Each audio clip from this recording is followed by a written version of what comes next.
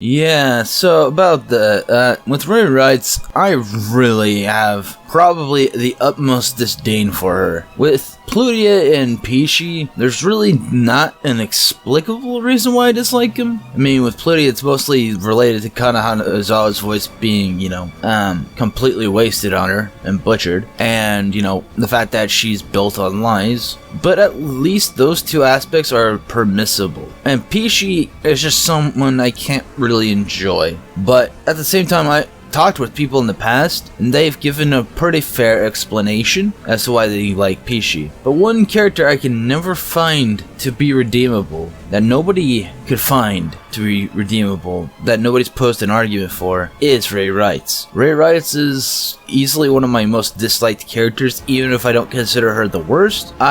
She is easily my most disliked character. There are very few people who enter my worst category. And here's the thing. The reason why I don't like her is that I want to pose to you the concept of justification. The reason why I say, the reason why I want you to bounce this word around is that with all the characters that have gone on for all these days and years, at least you could justify the actions and maybe put a great morality spin on these previous villains, or you can find them so delectably entertaining, like Copy Paste V2 version 2 and Anani Death, that you can just end up liking those characters. But with Ryghts, from start to finish, she is just so facetious, disingenuous, and downright arrogant. Like, nothing she says and does adds up. She, through her own hubris, ended up losing her reign over Tari. What does she do? She blames, she just goes and blames she goes and blames CPUs and goes on this whole unholy crusade spanning 2 dimensions for it.